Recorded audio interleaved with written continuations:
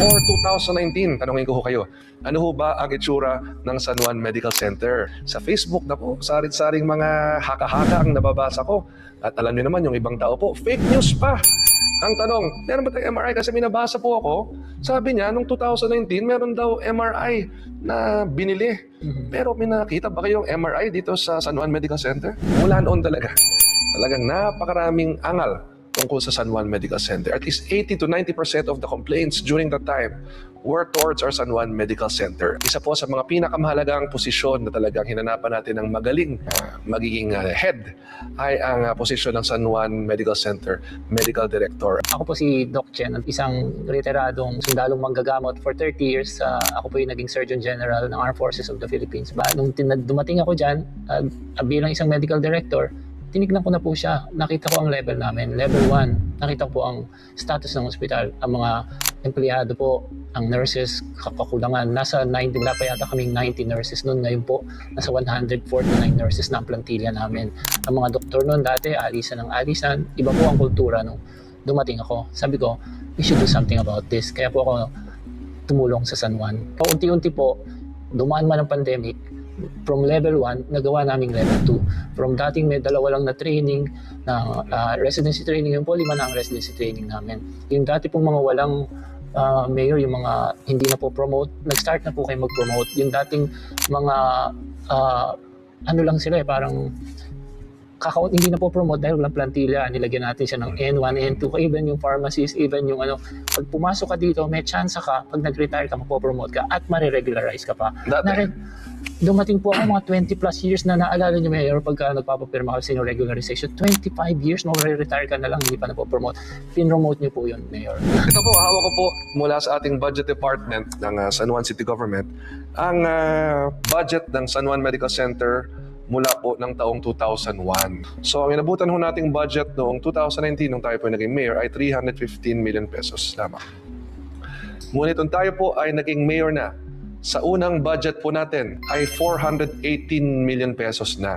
Ang budget po natin nung susunod na taon, 2021, ay 512 million pesos na. So, every year, nakita natin, nagkaroon tayo ng roughly, plus minus 100 million pesos na increase in just the first 2 years. Ngayong 2026, 644 million pesos po ang ating budget. So, Doc Jen, sa tingin niyo ba, yung pagtaas natin ng budget, malaki bang naitulong sa ating pagpapatakbo ng ospital? Mayor, dyan po nagpapasalamat ako kasi hindi kami nahihirapang humiling sa inyo.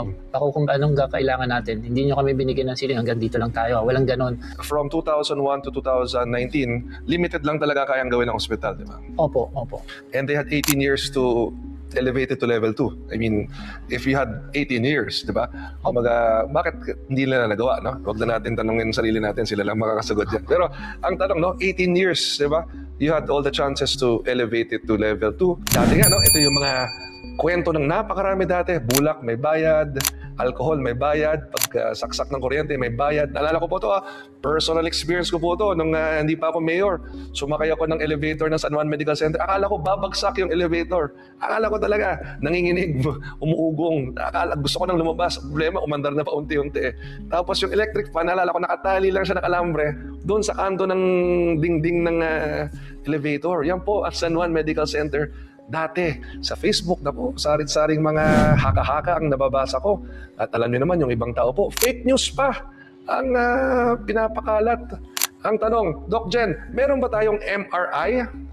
Meron ba tayong MRI? Kasi minabasa po ako, sabi niya, nung 2019, meron daw MRI na binili.